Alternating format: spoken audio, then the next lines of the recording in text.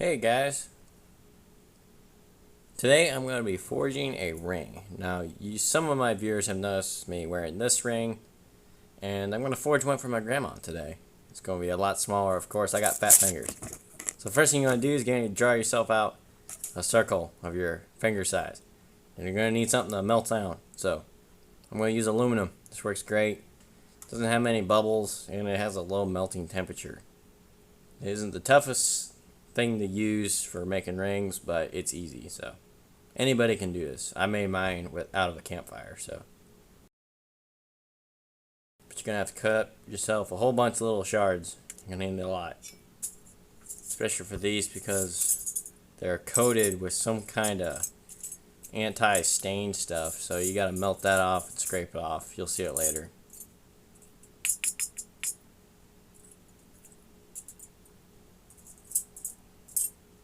That's about how many as I'm gonna get for one time.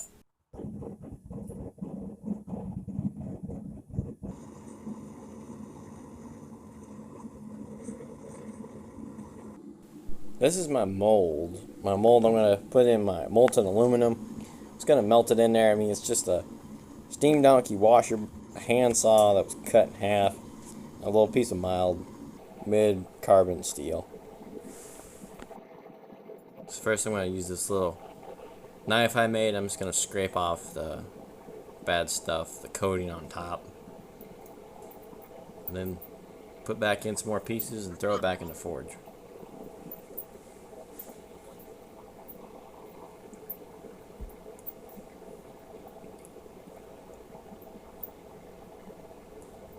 In my opinion, this is the best part when you're melting down aluminum because it's liquid. Liquid aluminum. It's hot. It's shiny. It's cool.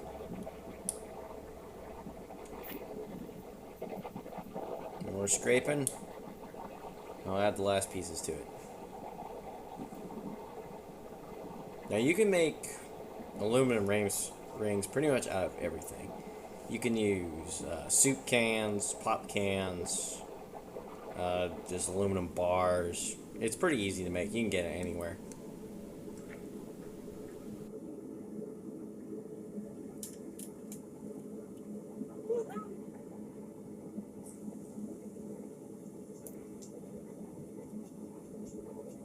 Got to make sure that top's smooth and everything's getting down in there, because it solidifies pretty quickly.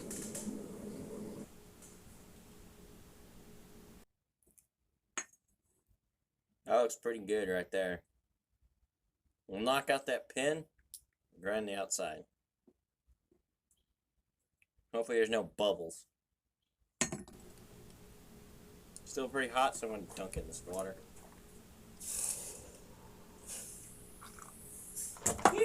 Yeah, it's kind of hot. A lot hotter than I thought.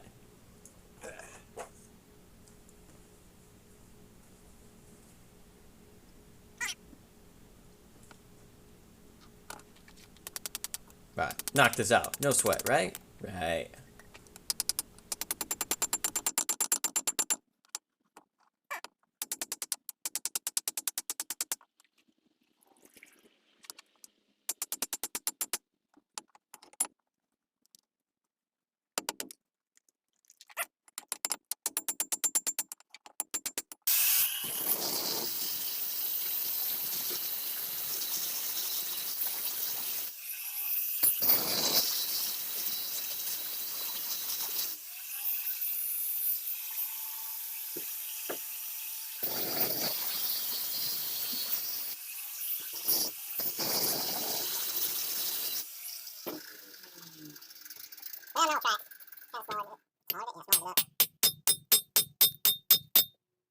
Wearing a mask would probably be a good thing, or a respirator would probably be the best.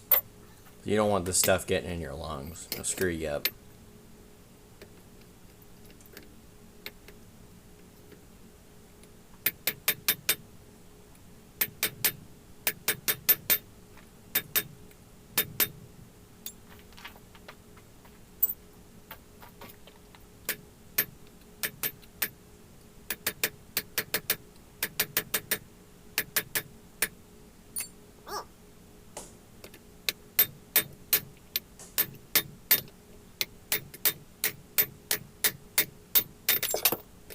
Oh, dropped it.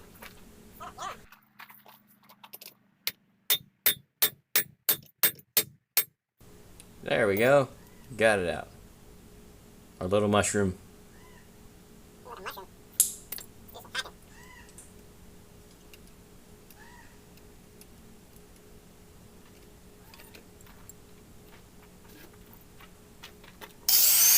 Lots of cutting. Now, if you want to do this by hand using a hacksaw, you're going to be here a long, long time. I would definitely suggest using an angle grinder. It really speeds up the process. This ring took me about 2 hours, I think.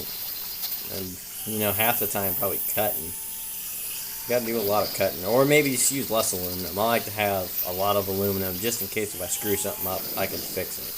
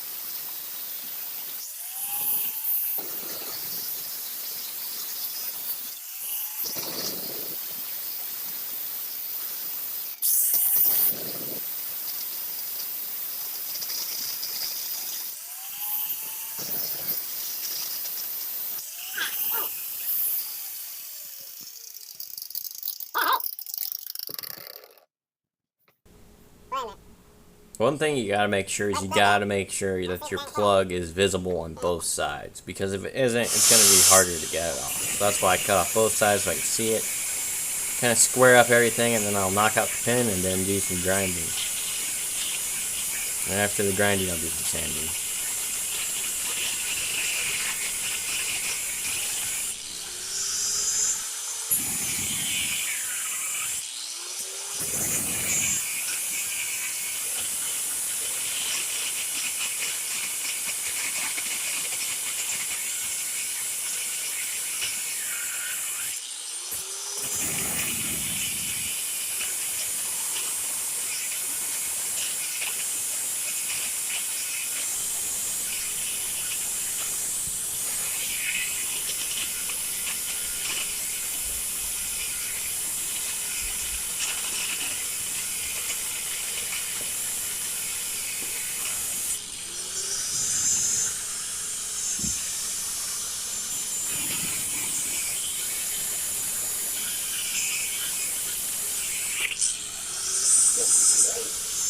Cutting aluminum, though, it really wants to bite. It kind of jams usually when you're using the cutoff wheel while you're cutting it for some reason. I don't know why it does that. Steel's great, but yeah, aluminum really wants to stick. That's why it's really jumping around, trying to get control of it.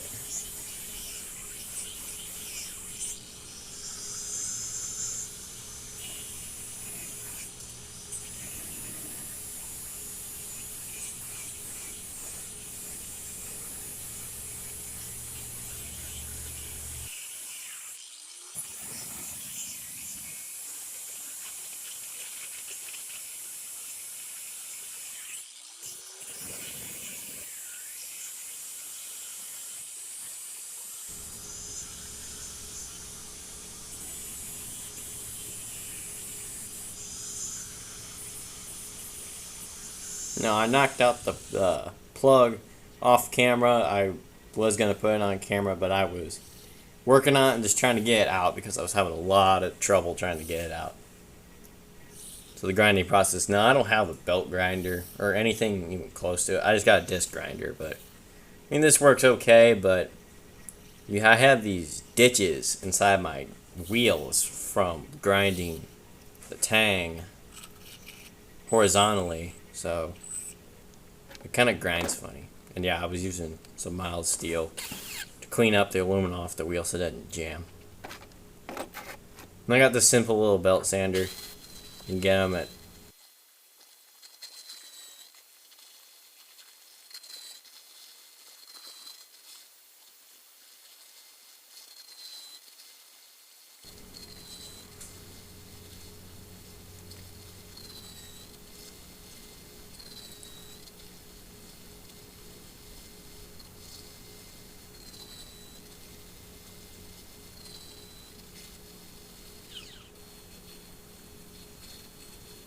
Now, you can't really tell this was not a great angle because I'm filming from my tablet, and I don't have a stand or anything. So it's usually my tab's usually on a chair with a stack of wood on it, just trying to get it level with something. So what I'm doing, I'm grinding down the bevels on the sides, just make it kind of get that rolled over effect. Now I think that's 320 grit sandpaper. I'm just gonna jump from 120 to 320, just because it's super soft. Then I'm gonna take it over to 400 grit. I was having trouble trying to figure out which angle my camera was picking it up at.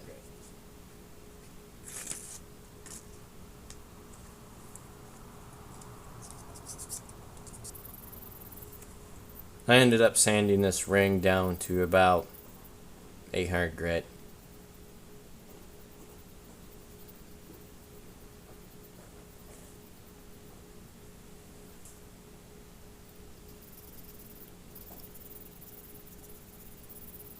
Lots of sanding. And then I put steel wool on it just to polish it up.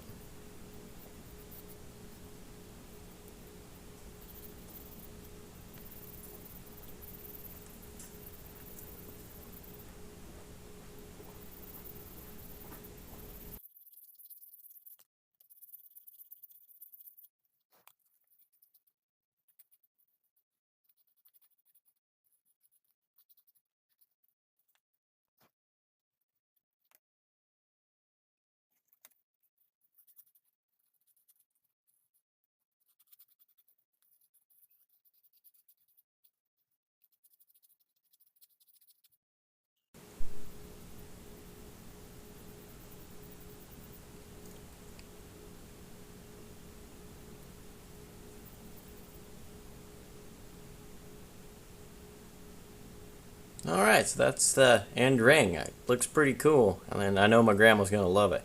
Thanks y'all for watching, and I'll see you on the next one. Have a good one.